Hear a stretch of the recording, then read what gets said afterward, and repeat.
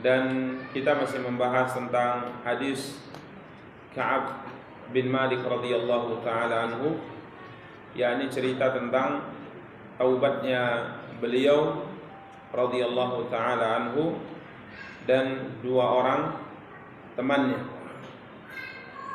temannya yang tidak ikut bersama dengan Nabi sallallahu alaihi wasallam tanpa udzur di perang Tabuk,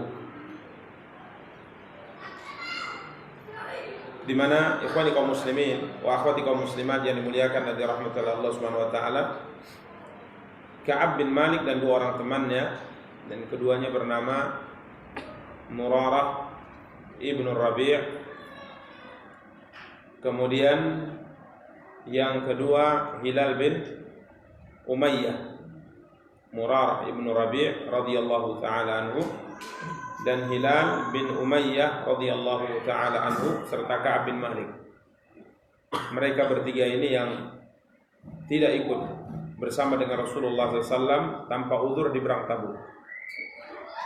Dan yang menceritakan tentang ketidakhadiran mereka, ketidakikutsertaan mereka di perang Tabuk diceritakan oleh Ka'ab bin Malik radhiyallahu taala anhu, dan dinukil oleh Al-Imam An-Nawawi rahimahullah dalam kitab beliau Riyadhus Shalihin dalam bab taubat, di mana pada pertemuan yang lalu kita telah sampai pada perkataan Ka'ab bin Malik, wa ma uhibbu anna li biha mashhada badrin wa in kanat badrun adhkara fin nasi minha. Beliau selalu ikut serta bersama dengan Rasulullah SAW dalam semua peperangan Nabi kita yang mulia Sallallahu Alaihi Wasallam, kecuali dua perang. Yang pertama perang Badar, dan yang kedua perang Tabuk. Namun di perang Badar, sebagaimana beliau jelaskan, tidak ada seorang pun yang dicela tatkala tidak ikut. Dan beliau ceritakan bahwa memang aku tidak ikut perang Badar, akan tapi jika seandainya dibandingkan perang Badar dengan apa kemarin? Baiat Aqabah yang kedua, maka aku tidaklah mau apabila Baiatul Aqabah itu ditukar dengan perang Badar, sekalipun perang Badar lebih dikenang oleh manusia dari Baiatul Aqabah. Dan pada pertemuan yang lalu kita sedikit jelaskan kenapa Ka'ab bin Malik radhiyallahu taala lebih memilih Baiatul Aqabah yang kedua daripada perang Badar. Kita telah sedikit ceritakan tentang bagaimana hebatnya pembaiatan Aqabah yang dilakukan oleh orang-orang Ansar di musim haji tahun 13 Hijriah, atau tahun 13 kenabian. Bagaimana ceritanya? Sedikit banyak yang telah kita ceritakan pada pertemuan yang lalu, sehingga wajar kalau seandainya Ka'ab bin Malik berkata, beliau mengatakan sebagaimana kita telah jelaskan pada pertemuan yang lalu, wa ma uhibbu anna li biha mashhada badrin, aku tidak ingin kehadiranku di perang Aqabah yang kedua itu ditukar sekalipun dengan perang Badar. Kemudian beliau melanjutkan ceritanya tentang taubat beliau di perang Tabuk. Wa kana min khabari anni lam akun qattu aqwa wala aisara hina takhallaftu anhu fi tilkal ghazwah.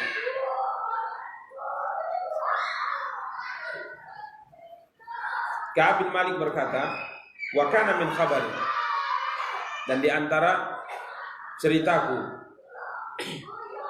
tatkala aku tidak ikut di perang Tabuk, anni lam akun qattu aqwa wala aisar, tidak ada satu keadaan dalam hidupku yang aku merasa lebih kuat dan lebih mudah dari sisi harta. Artinya di saat itu kesehatanku lagi sempurna, ya, tidak sakit, dan juga dari sisi harta di saat perang Tabuk keadaan ekonomiku sangat bagus. Ya, di saat beliau tidak ikut perang Tabuk, sehat walafiat dan juga memiliki harta. Beliau ingin menjelaskan kepada kita semua bahwa ketidakhadiran beliau di perang Tabuk benar-benar bukan atas dasar udzur. Jadi jika ditanya beliau kenapa tidak ikut di perang Tabuk, apakah karena ada udzur, sakit misalnya, beliau tidak sakit. Beliau katakan, di saat terjadi perang Tabuk, aku aqwa, keadaan tubuhku, kesehatanku itu dalam keadaan prima, artinya sempurna. Kemudian dari sisi ekonomi, apakah beliau tidak ikut perang Tabuk karena tidak punya kendaraan, karena tidak punya bekal. Karena waktu itu Nabi SAW memang umumkan pada para sahabat, tidak ada yang boleh ikut kecuali yang sudah siap dari sisi kendaraannya dan juga apa? Bekal. Karena perjalanan yang akan ditempuh di perang Tabuk ini sangat jauh. Sehingga Nabi SAW kala itu tatkala ada orang yang ingin ikut serta, orang-orang miskin yang ingin ikut serta bersama dengan Nabi SAW, maka Nabi SAW menjawab, dan ini diceritakan dalam Al-Quran, ma'ajidu ma'ahmilukum alaih. Aku tidak memiliki kendaraan untuk mengangkut kalian. Ini perjalanan jauh, berhari-hari kita harus berjalan di tengah padang pasir, di musim panas yang sangat luar biasa. Sedangkan kendaraan untuk mengangkut kalian tidak ada. Nabi mohon maaf, tidak bisa aku bawa kalian. Sedangkan Ka'ab bin Malik waktu itu mengatakan, keadaan ekonomiku di hari itu sangat bagus. Kendaraan ada, bekal juga ada, badan juga sehat. Wallahi mastama'at indi qablahu rahilatani qattu hatta jama'tuhuma fi tilkal ghazwah. Beliau mengatakan, demi Allah, tidak pernah aku memiliki dua kendaraan untuk perang, kendaraan tempur. Ya, di zaman itu mungkin unta dan kuda yang disiapkan untuk perang. Jadi kaum muslimin di zaman itu memang mempersiapkan kendaraan-kendaraan yang mereka beri makan, mereka sehatkan, mereka latih untuk dipakai untuk apa? Jihad. Kuda mereka punya, kuda-kuda jihad. Artinya memang mereka latih kuda ini, mereka pelihara kuda ini untuk berjihad di jalan Allah. Begitu juga unta yang mereka punya. Ya, karena unta dan kendaraan seperti kuda yang dipakai untuk jihad itu tentunya butuh pemeliharaan yang maksimal, ekstra. Dilatih dia, diberi makan khusus dan sebagainya, sehingga memiliki apa? Kekuatan tatkala dipakai untuk berperang di jalan Allah Subhanahu wa taala. Apa kata Ka'ab bin Malik? Hari itu aku tidak pernah punya kendaraan, dua kendaraan yang kusiapkan untuk perang kecuali di hari itu. Artinya kalau seandainya Nabi SAW mensyaratkan tidak ada yang boleh ikut kecuali yang punya kendaraan tempur, maka aku bukan hanya punya satu, aku punya dua. Walam yakun Rasulullah SAW yuridu ghazwatan illa warra bi ghairiha hatta kanat tilkal ghazwah. Dan Nabi SAW kebiasaan beliau tatkala berperang, pasti beliau menyembunyikan niat dan tujuannya. Tatkala beliau ingin menyerang satu daerah yang arahnya ke timur, yang arahnya di timur, maka biasanya beliau mengajak para sahabat untuk bergerak mengarah ke barat, bertolak belakang dari maksud tujuan. Supaya apa ini? Keinginan beliau untuk menyerang daerah itu tidak diketahui oleh siapapun. Ini termasuk apa? Strategi perang yang dilakukan oleh Nabi SAW. Ya, sampai pernah kita ceritakan juga bahwa tatkala Nabi SAW ingin menyerang kota Makkah, jangankan para sahabat, istri Nabi juga tidak tahu. Sampai Abu Bakar radhiyallahu taala bertanya kepada anaknya Aisyah radhiyallahu taala anha, hendak kemana Rasulullah wahai anakku? Apakah Rasulullah telah memerintahkanmu mempersiapkan kendaraan perangnya, peralatan perangnya, baju besinya? Aisyah mengatakan, ya wahai ayah, aku diperintahkan untuk menyiapkan segalanya, perbekalan dan semuanya oleh Rasulullah SAW. Maka Abu Bakar bertanya, apakah engkau tahu kemana Nabi SAW hendak bergerak? Maka apa kata Aisyah? Aku tidak tahu. Ini memang kebiasaan siapa? Nabi SAW dalam melakukan jihad di jalan Allah Subhanahu wa taala. Kecuali di perang ini. Ya, di perang ini Nabi SAW dengan jelas menyampaikan kepada para sahabat kemana arah tujuan yang akan dituju. Siapa yang akan dilawan? Daerah mana yang akan kita tempuh, akan kita berperang di sana? Disampaikan dengan jelas oleh siapa? Nabi SAW. Kenapa? Alasannya kata Ka'ab bin Malik, ghazaha Rasulullah sallallahu alaihi wasallam fi harrin syadid.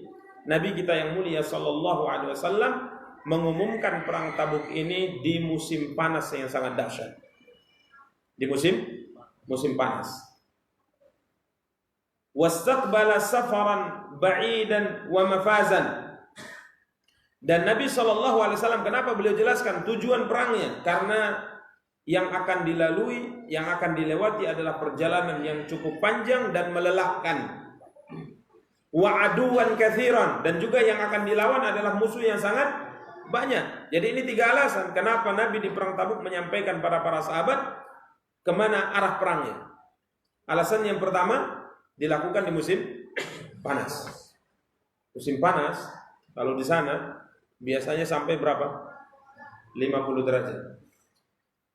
Dan biasanya di musim panas, ikhwan, kalau di Jazirah Arab, khusus Madinah, Mekah, dan daerah sekitarnya, ini saat-saatnya buah kurma itu mulai mulai masak.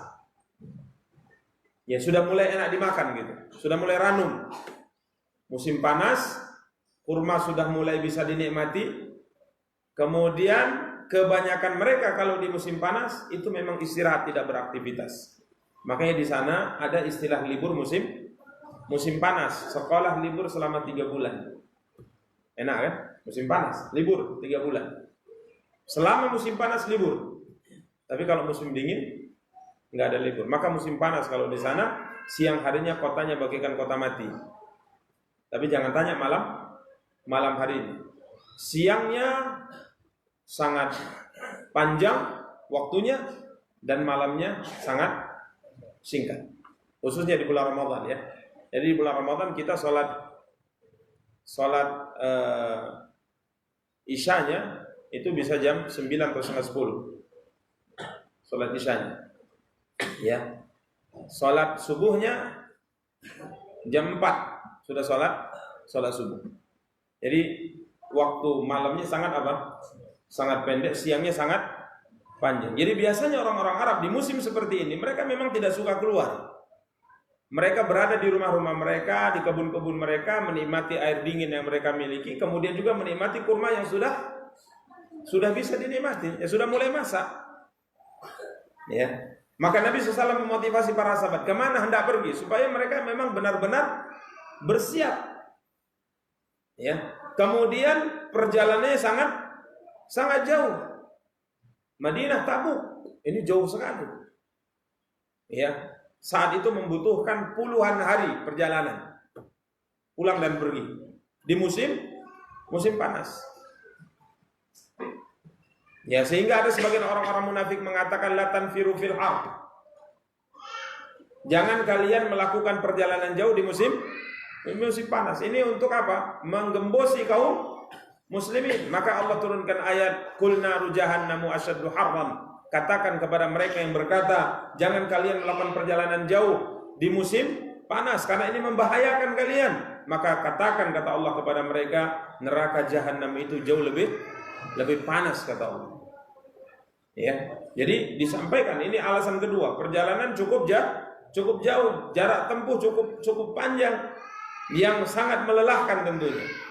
Kemudian sebab yang ketiga kenapa Nabi perjelas kata Ka'ab bin Malik aduwan katsira. Musuh yang akan dihadapi adalah musuh yang sangat banyak, pasukan Romawi.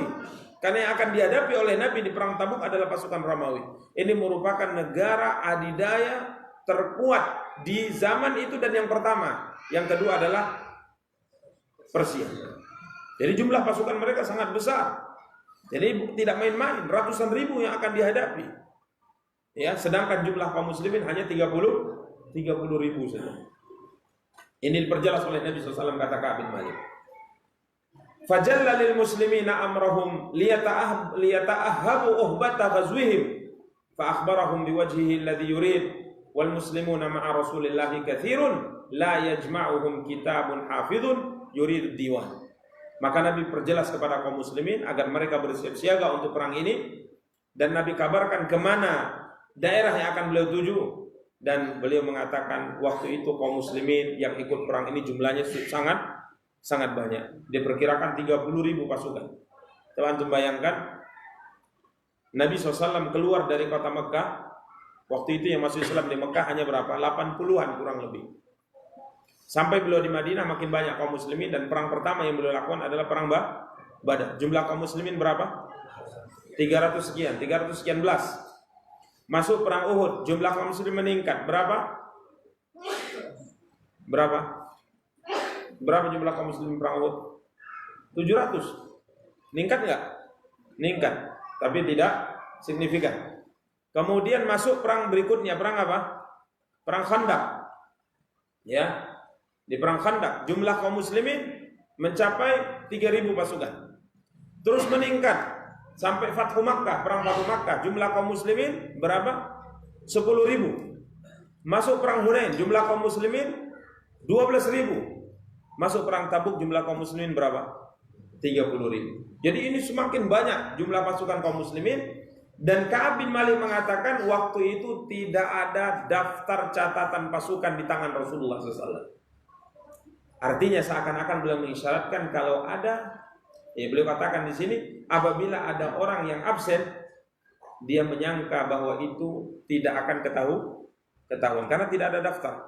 Kalau sekarang misalnya kita punya angkatan bersenjata di negeri kita, tentunya ada banyak daftar siapa yang terdaftar di situ. Jadi kalau terjadi perang, misalnya yang nggak hadir itu pasti ketahuan. Tapi kalau di zaman itu kata Ka'ab bin Malik, diwan tidak ada, catatan pasukan tidak ada.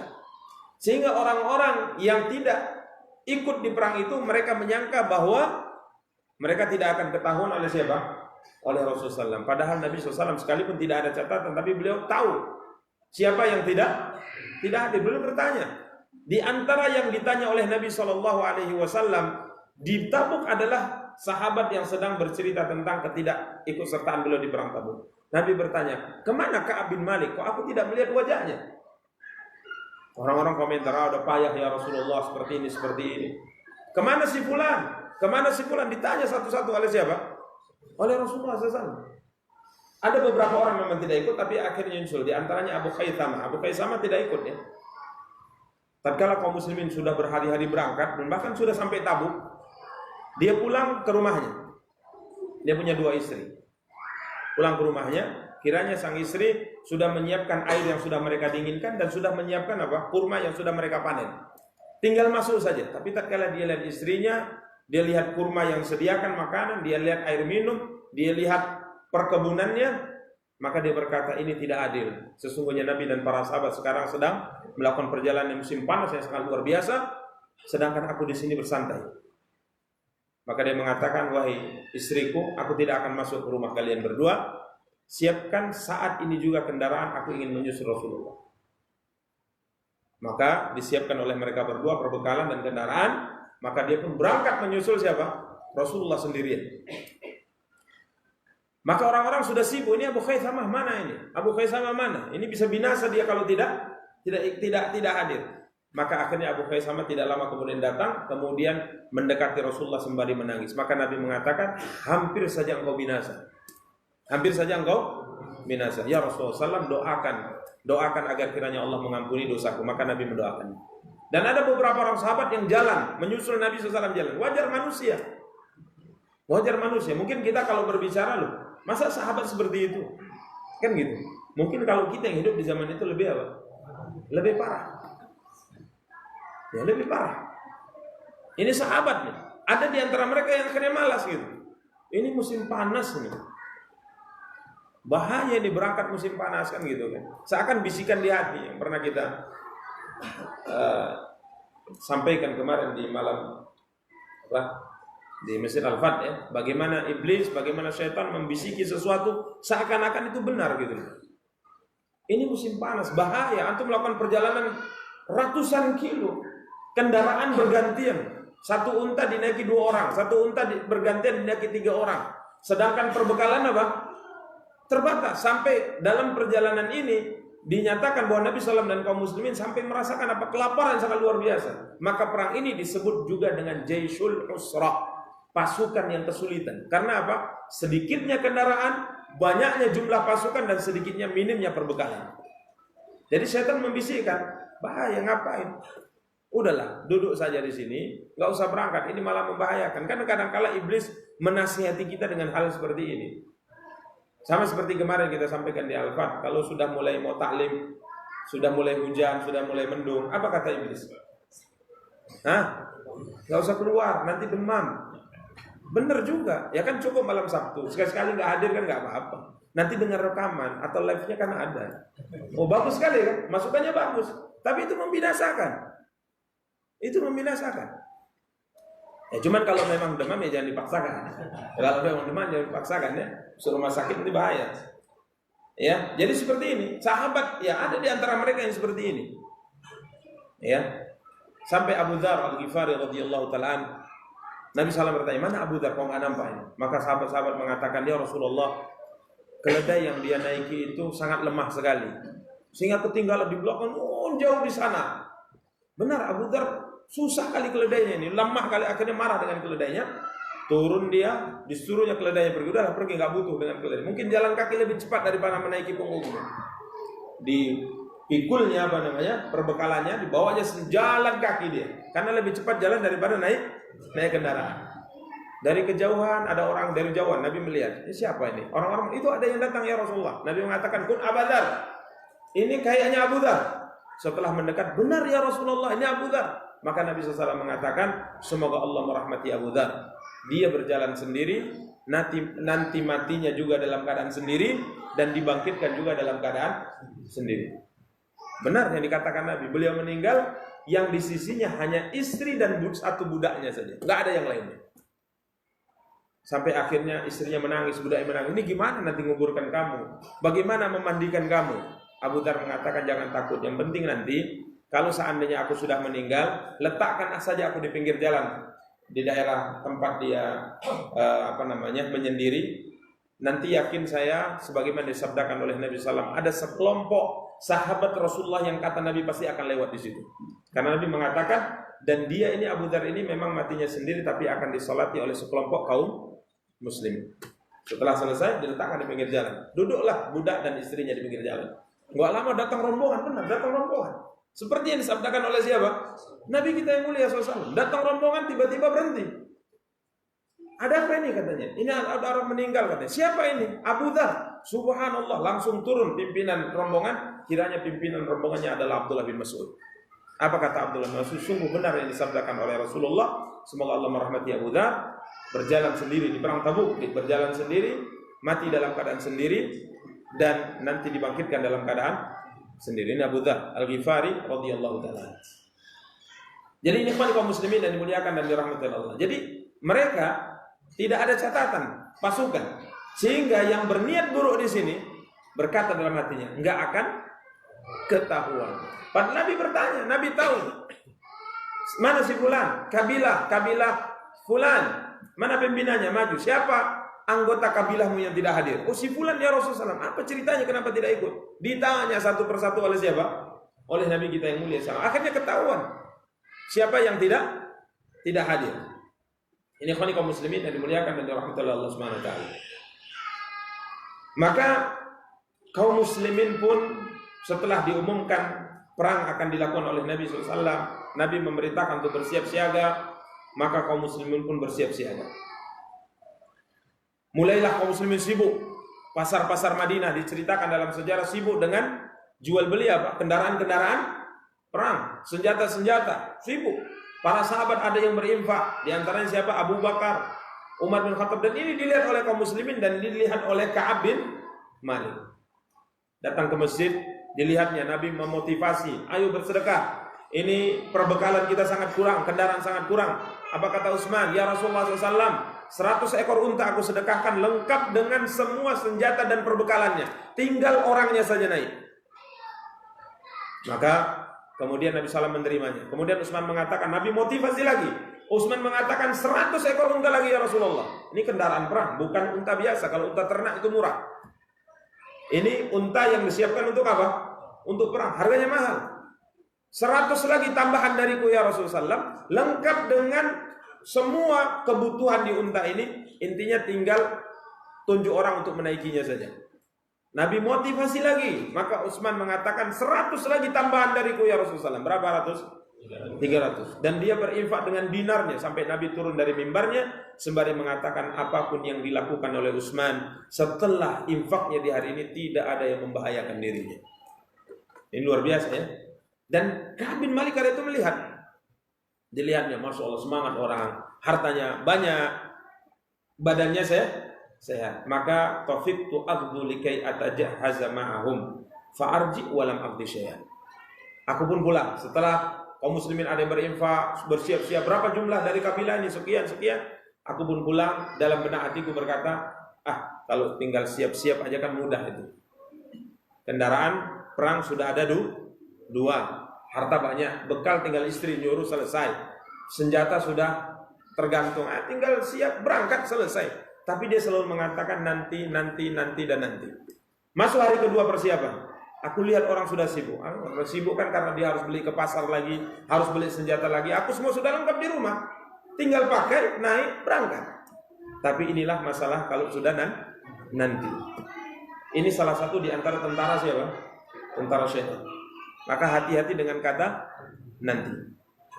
Sudah masuk hari ketiga, masuk hari keempat, berangkat kaum muslimin. Ka'ab bin Malik juga belum menyiapkan apa-apa, masih nanti juga. Bahkan masih ada di benaknya setelah berangkat, kalaupun berangkat 1 hari duluan bisa aku kejar. Coba bayangkan. Ini kata beliau di sini ceritanya. Fa asbaha Rasulullah sallallahu alaihi wasallam ghadiyan wal muslimuna ma'ahu wa lam aqdi min jahazi syai'a. Berangkat Nabi dan kaum muslimin dan aku tidak menyiapkan apa-apa pun dari perbekalan untuk perang itu. Maka aku berkata dalam hati, bukan siapa ketinggalan, enggak. Dia berkata, ini syaitan yang membisikkan dalam dada beliau radhiyallahu taala. Sudahlah, 1 hari 2 hari kemudian aku akan siap, aku bisa nyusul mereka. Aku masih kuat, masih muda. Jadi kalau mereka jalannya pelan, rombongan besar jalannya pelan, aku bisa menyusul mereka. Tapi itu juga tidak dilakukan oleh siapa? Ka'ab bin Malik radhiyallahu taala. Ikhwani kaum muslimin dan muliakan dan dirahmati oleh Allah Subhanahu wa taala, akhirnya perasaan untuk menyusul, keinginan untuk menyusul itu terus ada di benakku tapi tidak juga aku lakukan. Sampai akhirnya falam yazal bi hatta asra'u wa tafaratul ghazwu. Perang pun sudah terjadi, sudah sekian hari, sudah lama. Dan aku masih berniat, berangkatlah, malulah, bagaimana ini salah. Udahlah berangkat saja, aku akan temui Rasulullah SAW di sana. Walaitani fa'al, duhai seandainya aku melakukan itu. Tapi juga tidak dia lakukan. Ikhwani kaum muslimin dan muliakan dan dirahmati Allah, setelah berlalu semuanya, tidak ada kemungkinan untuk berangkat, barulah muncul kesedihan. Begini syaitan ini sebenarnya. Jadi didorongnya kita untuk melakukan maksiat, setelah kita melakukan maksiat baru disalahkannya kita. Ya, baru disalahkannya kita. Baru muncul bisikan, kenapa? Kenapa enggak pergi? Itu kenapa? Dia yang membisikkan, dia pula yang menyalahkan kita. Makanya hati-hati dari makar apa? Syaitan. Yang lebih menjadikan aku, kata Ka'ab bin Malik radhiyallahu taala, fa kuntu idza kharastu fin nas ba'da khuruji Rasulillah sallam, tatkala aku keluar dari rumah bergabung dengan manusia, imam salat atau ke pasar, aku keliling. Yang membuat aku lebih sedih adalah aku tidak melihat seorang laki-laki yang tidak ikut di perang ini kecuali pertama orang munafik. Jadi kalau aku temui laki-laki yang tidak ikut perang setelah berangkatnya Rasulullah SAW di perang Tabuk, yang aku temui yang tidak ikut perang yang pertama adalah orang munafik. Yang kedua, lelaki yang Allah berikan udzur dari orang-orang lemah, imma karena ada cacat atau karena memang tidak memiliki apa-apa. Kita tambahkan juga sebagian ulama mengatakan termasuk yang tidak ikut perang adalah orang-orang yang memang ditunjuk oleh Nabi jangan ikut. Sebagai pengganti Nabi di mana? Di kota Madinah, di antaranya siapa? Ali bin Abi Thalib. Jadi Nabi SAW perintahkan Ali untuk menjadi pengganti beliau, mengurusi kebutuhan keluarga beliau di kota Madinah. Orang-orang munafik bilang, ini Nabi sudah berangkat nih, tidak jauh tapi. Orang-orang munafik bilang, itu Ali dikhususkan boleh tinggal karena takutnya itu Muhammad. Itu kan anak paman. Ini perangnya lawan orang Romawi. Jadi kalau seandainya Muhammad meninggal, yang lainnya meninggal, nggak ada keluarga dia yang diurusi. Makanya Ali ditunjuk untuk apa? Untuk mengurusi keluarga siapa? Muhammad SAW. Maka Ali marah mendengar isu ini menyebar di kota Madinah. Maka dia pun mempersiapkan diri, disiapkan kendaraannya, disiapkan baju perangnya, disiapkan semua senjatanya, dan dia menyusul siapa? Rasulullah SAW. Sampai bertemu dengan Nabi SAW, Nabi mengatakan, Ali mengatakan, ya Rasul, mereka mengatakan ini dan ini. Maka Nabi mengatakan, wahai Ali, apakah kau tidak ingin di sisiku sama seperti posisi Harun di sisi Nabi Musa alaihi salatu wassalam. Jadi Nabi Musa alaihi salatu wassalam tatkala ingin bertemu dengan Allah selama 40 hari dan 50 malam itu, maka yang diperintahkan untuk mengurusi Bani Israel adalah Nabi siapa? Harun alaihi salatu wassalam. Jadi posisimu sekarang sebagaimana posisi Harun di sisi Nabi Musa, hanya saja tidak ada nabi apa setelah. Maka Ali pun senang, maka dia pun kembali lagi ke mana, ke kota Madinah. Jadi ini 3 orang yang tidak ikut. Pertama, munafik. Yang kedua, lelaki yang punya uzur. Yang ketiga, memang orang-orang yang diizinkan Nabi untuk tetap tinggal di mana? Di Madinah. Berarti aku ini gimana? Uzur tidak? Diizinkan untuk tetap tinggal di Madinah tidak? Berarti kemungkinan kelompok yang keberapa ini? Yang pertama, yakni orang munafik. Ini sedihnya luar biasa. Sedihnya aku. Ini membuat aku sangat bersedih, kata Anas bin Malik radhiyallahu, kata Ka'ab bin Malik radhiyallahu taala. Dan sampailah Nabi di Tabuk dan Nabi tidak sebut-sebut namaku. Dan sampailah cerita setelah pulang, Ka'ab mengatakan Nabi menyinggung namaku setelah beliau sampai di Tabuk dan duduk. Nabi SAW mengatakan, "Ma fa'ala Ka'ab bin Malik." Nabi mengatakan, apa sih yang terjadi pada Ka'ab bin Malik? Ini sahabat loh, bukan orang munafik. Ini orang yang imannya kuat, termasuk sahabat pilihan di kalangan orang Ansor. Apa cerita Ka'ab bin Malik? Kenapa dia tidak ikut? Harta ada, badan sehat, kenapa tidak ikut? Gak ada izin, gak ada ngomong. Maka Bani Salimah berkata, "Ya Rasulullah, habasahu burdahu wa nadharuhu fi iqfai." Ya Rasulullah, dia tidak ikut gara-gara bajunya. Jadi bajunya itu bersih ya Rasul, bajunya bagus. Jadi kalau ikut berangkat sama kita takut apa? Takut kotor. Ini sindiran dari sahabat. Wa nadharahu fi itfaihi. Dan juga terlena dengan selendangnya. Jadi artinya ini terlena dengan dunia sehingga dia tidak ikut kita. Faqala lahu Mu'ad bin Jabal. Berkata Mu'ad bin Jabal, dibela oleh Mu'ad bin Jabal. Bi sama kulta, sangat buruk perkataanmu wahai saudaraku. Wallahi ya Rasulullah, ma alimna alaihi illa khaira. Ya Rasul, yang kami kenal dari siapa? Ka'ab bin Malik tidak ada kecuali kebaikan. Ya, tidak ada kecuali apa? Kebaikan.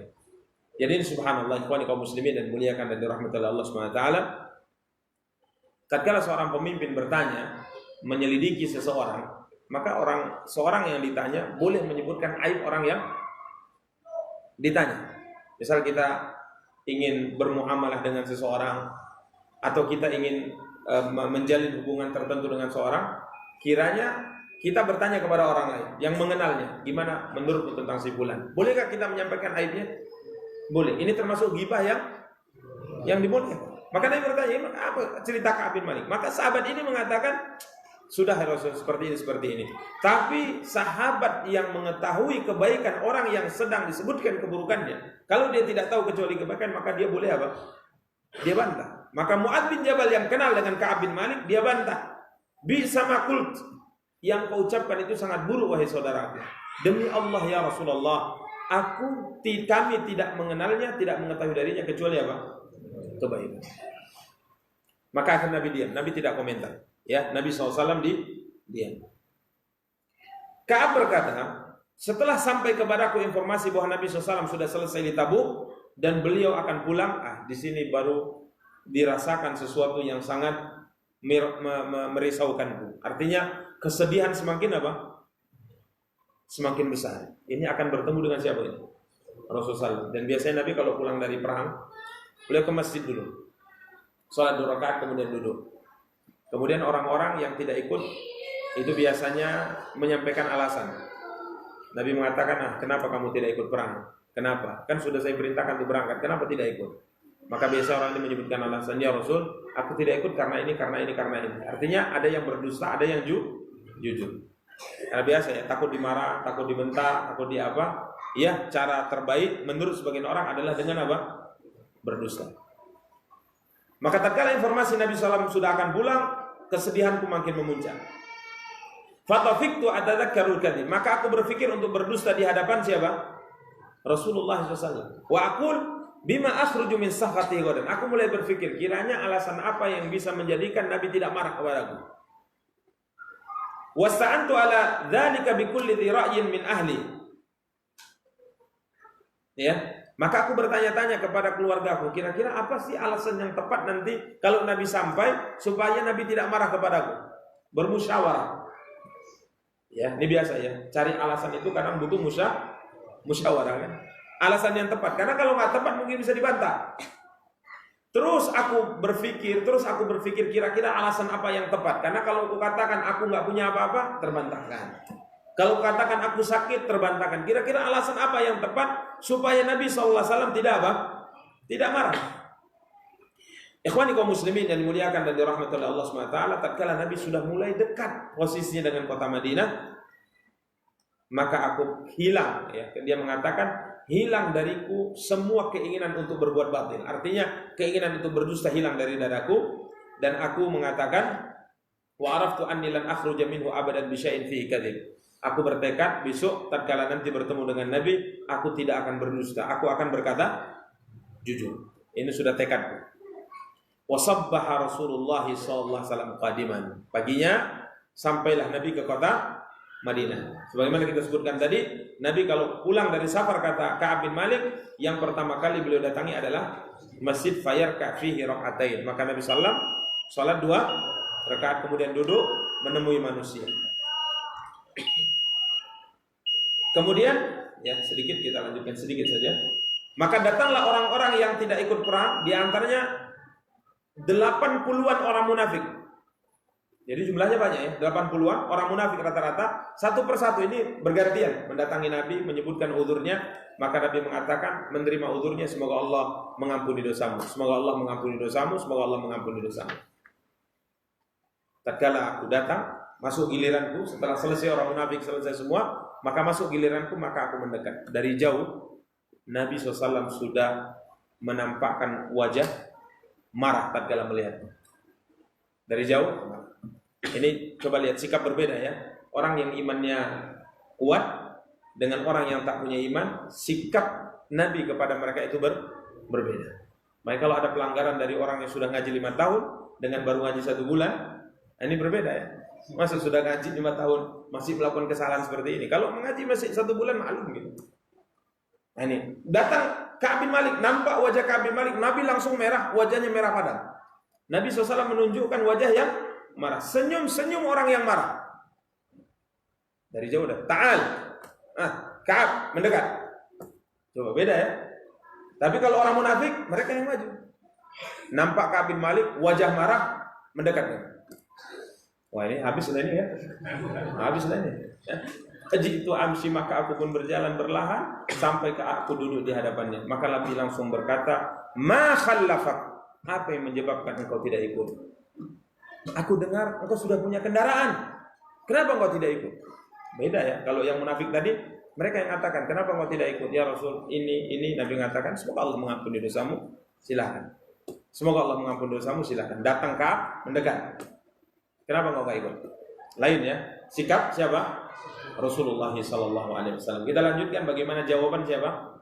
Ka'ab bin Malik radhiyallahu taala pada pertemuan yang akan datang insyaallah taala. Ini panjang ini hadisnya ya.